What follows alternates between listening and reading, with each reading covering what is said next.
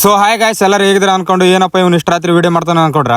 ಮೊನ್ನೆ ನಮ್ಮ ಹುಡುಗರೆಲ್ಲ ಕಪ್ಪತ್ ಗುಡ್ಕೋ ಅಂತ ಹೇಳಿದ್ರು. ಆಯ್ತಪ್ಪ ನಾನು ಬರ್ತೀನಿ ಅಂತ ಹೇಳಿದೆ. ಅದಕ್ಕೆ 3 ಗಂಟೆ ಫೋನ್ ಮಾಡಿ ಸರ್, ಇವ್ರು ನೋಡಿದ್ರೆ 3 ಗಂಟೆ ಫೋನ್ ಮಾಡ್ಯಾರ. ನಾ ಬಂದಿದ್ ಮಾತ್ರ 5 ಗಂಟೆಗೆ. ಹೆಂಗೋ 5 ಗಂಟೆಗೆಲ್ಲ ಬಂದ್ರಲ್ಲ ಅಂತೇಳಿ ಅಲ್ಲಿಂದ ಕರ್ಕೊಂಡು ಸೀದಾ ಮುಂಡ್ರಿಗೆ ಹತ್ರ ಬಂದ್ವಿ. ಯಾಕಂದ್ರೆ ಪೆಟ್ರೋಲ್ ಇದ್ದಿದ್ದಲ್ಲ, ಇಲ್ಲಿಂದ ಹೋಗ್ಬೇಕಲ್ಲ, ಪೆಟ್ರೋಲ್ ಹಾಕ್ಸ್ಕೊಂಡು ಸೀದಾ ಮತ್ತೆ ಹೋದ್ರಾತ್ ಅಂತ ಹೇಳಿ ಪೆಟ್ರೋಲ್ ಹಾಕ್ಸ್ಕೊಂತ ನಿಂತ್ಕೊಂಡು ಇಲ್ಲಿ ನೋಡ ನಮ್ಮ ಹುಡುಗ ಪೆಟ್ರೋಲ್ ಹಾಕಕ್ ನಿಂತ್ಕೊಂಡ್ಬಿಟ್ಟನ.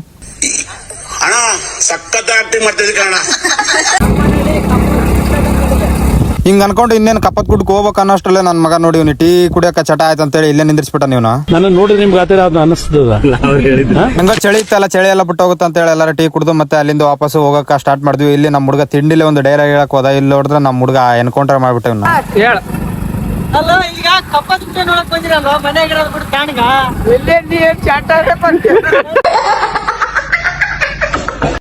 ಅಲ್ಲಿಂದ ಸೀದಾ ಮೇನ್ ಗೇಟ್ ಹತ್ರ ಬಂದ್ವಿ. ಇಲ್ಲಿ ನೋಡ್ರೆ ಒಬ್ರಿಗೆ 25 ಗಾಡಿಗೆ 50 ಅಂದಟ್ಲೆ ನಮ್ಗೆಲ್ಲ ಶಾಕ್ ಆಗ್ಬಿಟ್ರು.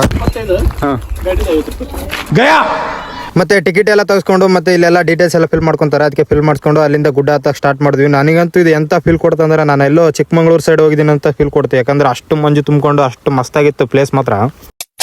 ವ್ಯೂ ಎಲ್ಲ ನೋಡ್ಕೊಂತ ಗಾಡಿನ ಎಲ್ಲ ಸೈಡ್ ಹಾಕಿ ಮತ್ತೆ ಅಲ್ಲಿಂದ ನಡ್ಕೊಂತ ಹೋಗ್ಬೇಕಾಯ್ತು ಮೇಗ. ಯಾಕಂದ್ರೆ ಗಾಡಿ ಹೋಗ್ತಿದ್ದಿಲ್ಲ, ಎಲ್ಲ ಅಡ್ಡ ಎಲ್ಲ ಗೇಟ್ ಹಾಕ್ಬಿಟ್ಟಿದ್ರು. ಅದಕ್ಕೆ ನಡ್ಕೊಂತ ಹೋಗ್ತಿದ್ವಿ. ಇವ್ನು ಅವಾಗ ಡೈಲಾಗ್ ಹೊಡೆದಿದ್ದ, ಅದಕ್ಕೆ ಇವ್ನಿಗೆ ಆಪೋಸಿಟ್ ಡೈಲಾಗ್ ಹೊಡಿತಾರೆ ನೋಡಿ. ಇವಾಗ ನಾವು ಸಾಫ್ ಮಾಡಿ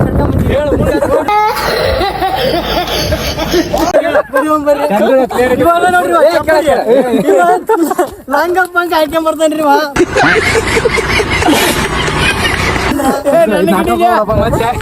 ಲಾಂಗ್ ಕಡೆ ಹಾಕಲಾರ ನೋಡ